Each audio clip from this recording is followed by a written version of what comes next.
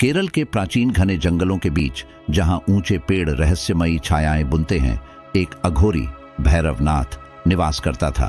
यह जंगल ऐसा स्थान था जहां जीवन और मृत्यु के बीच की सीमाएं धुंधली हो जाती थीं और रात के समय यहां आत्माएं स्वतंत्र रूप से घूमती थीं। यह स्थान डरपोकों के लिए नहीं था। भैरवनाथ, जो काले जादू का मास्टर था, ने बहुत पहले संसार को त्याग दिया था और मृत्यु और क्षय के बीच अंतिम सत्य की खोज में था। उनका निवास एक छोटा सुनसान झोपड़ा था, जहां हमेशा धूप और प्राचीन मंत्रों की गूंज सुनाई देती थी। भैरवनाथ का एक शिष्य था, मनोहर, एक युवा जो अपनी जान गुरु के चरणों में समर्पित कर चुका था। मनोहर अपने समर्पण और गहरे तांत्रिक ज्ञान के लिए जाना जाता था, लेकिन मनोहर के दिल में एक गुप्त प्रेम छिपा था, एक ऐसा रहस्य जो उसके जीवन का सबसे बड़ा सुख और सबसे बड़ा भय था।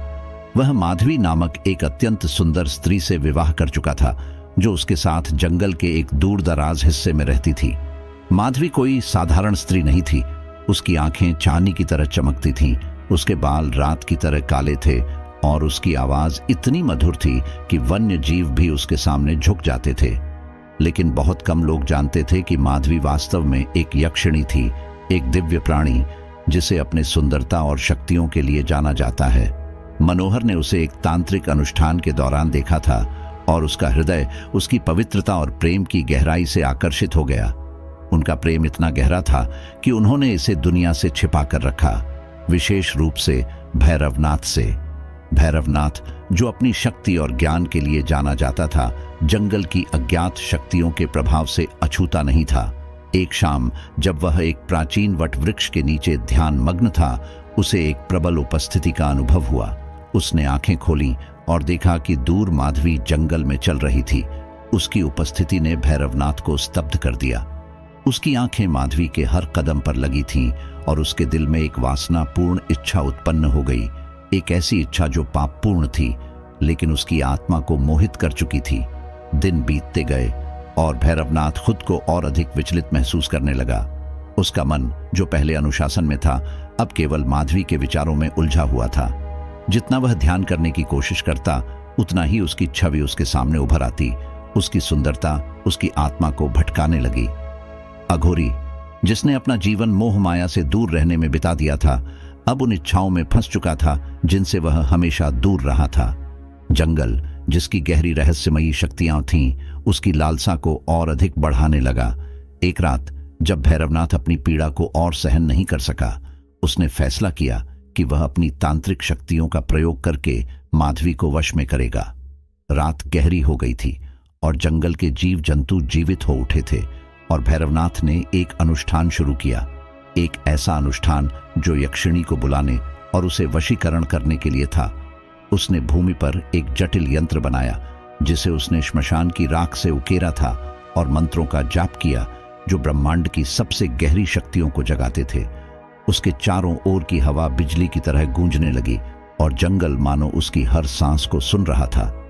जैसे ही उसने अनुष्ठान पूरा किया, उसने माधवी को पुकारा। उसकी आवाज में वासना और शक्ति टपक रही थी।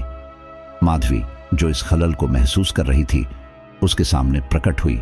उसकी आभा अंधकार में जंगल में भी चमक रही थी, लेकिन वह कोई डरपोक स्त्री नहीं थी। वह तनकर खड़ी थी। उसकी आंखों में एक अद्वितीय ज्योति चमक रही थी और उसकी उपस्थिति एक भयानक आभा से घिरी हुई थी। भैरवनाथ, जो अब वासना में अंधा हो गया था, उसके पास जाकर उसे वशीकरण करने के लिए अपने तांत्रिक शक्तियों का प्रयोग करने की कोशिश करने लगा। लेकिन माधवी कोई साधारण स्त्री नहीं थी जिसे साधारण मंत्रों से वश में किया जा सके।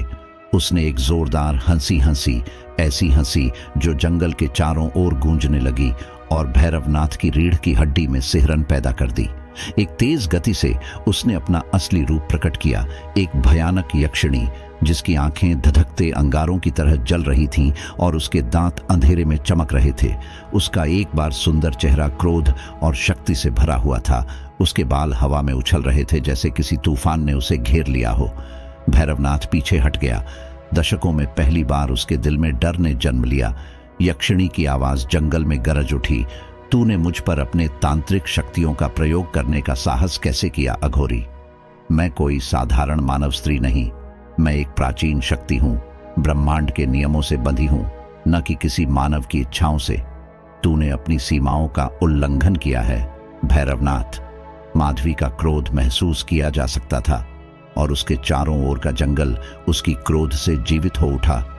पेड़ चटकने और हिलने लगे और भैरवनाथ के पैरों के नीचे की जमीन हिलने लगी। उसने अपनी शक्ति जुटाने की कोशिश की, लेकिन यह बेकार था। उसके मंत्र उसके मुंह में ही राख बन गए और उसके यंत्र धूल में बदल गए। यक्षिणी ने अपना हाथ उठाया और एक ऊर्जा की लहर भैरवनाथ की ओर बढ़ी, उसे एक चमकती रोशनी में घेर लिया। तेरे अहंकार और वासना की सजा तुझे मिलेगी, उसने घोषणा की। मैं तुझसे तेरी सारी शक्ति, ज्ञान और समझ छीन रही हूं। अब तू इस जंगल में एक पागल आदमी की तरह भटकेगा, हमेशा उन इच्छाओं से परेशान रहेगा जिन्हें तू पूरा नहीं कर सका। इन शब्दों के साथ माधवी का शाप भैरवनाथ पर चढ़ गया। उसने अपनी शक्तियों को छीनते हुए महसूस किया। उसकी आत्मा से उसका आध्यात्मिक संबंध टूट गया। उसका मन, जो कभी तेज और अनुशासित था, अब अराजक विचारों से घिर गया। उसका शरीर, जो कभी मजबूत था, अब कमजोरी से कांपने लगा। यक्षिणी के शाप ने उसे एक साधारण मानव बना दिया, एक ऐसा व्यक्ति जिसे उसकी अधूरी इच्छाओं ने हमेशा के लिए जकड़ लिया था। अगली सुबह मनोहर लौटा और उसने अपने गुरु, जो कभी शक्तिशाली भैरवनाथ था, को पागलपन की हालत में पाया। वह व्यक्ति जिसने उसे सब कुछ सिखाया था, अब एक बड़बड़ाता हुआ व्यक्ति बन चुका था, जो एक स्त्री के बारे में अनर्गल बातें कर रहा था, एक यक्षिणी जिसने उसकी शक्ति चुरा ली थी। मनोहर, यह समझते हुए कि क्या हुआ था, दुख और क्रोध से भर गया। वह जानता था कि उसके गुरु ने खुद पर यह विपत्ति लाई थी, और फिर भी वह उस व्यक्ति के पतन पर शोक नहीं कर सकता था जिसने एक बार उसकी राह दिखाई थी। मनोहर और माधवी ने जंगल छोड़ने का फैसला किया, यह जानते हुए कि वे अब ऐसे स्थान पर नहीं रह सकते जहां इतनी अंधकारमय ऊर्जा फैली हो। वे रात के अंधेरे में गायब हो गए, भैरवनाथ को उसके भाग्य के हवाले छोड़ दिया। वह जंगल, जो कभी शक्ति और रहस्य का स्थान था, अब केवल एक पागल अघोरी की हंसी से गूंजता था। एक ऐसा व्यक्ति जो अपनी ही वासना में बर्बाद हो गया था। आज भी केरल के लोग भैरवनाथ और यक्षिणी की कहानी को धीरे धीरे फुसफुसाते हुए बताते हैं। यह एक ऐसी कहानी है जो हमें बताती है कि कैसे अनुचित वासना और नियंत्रण से बाहर की शक्तियों के साथ खिलवाड़ करना खतरनाक हो सकता है। भैरवनाथ के निवास स्थान को अब डर की दृष्टि से देखा जाता है। माना जाता है कि वह स्थान भूतिया है, जहां उसकी बेचैन आत्मा हमेशा अपनी खोई हुई शक्ति और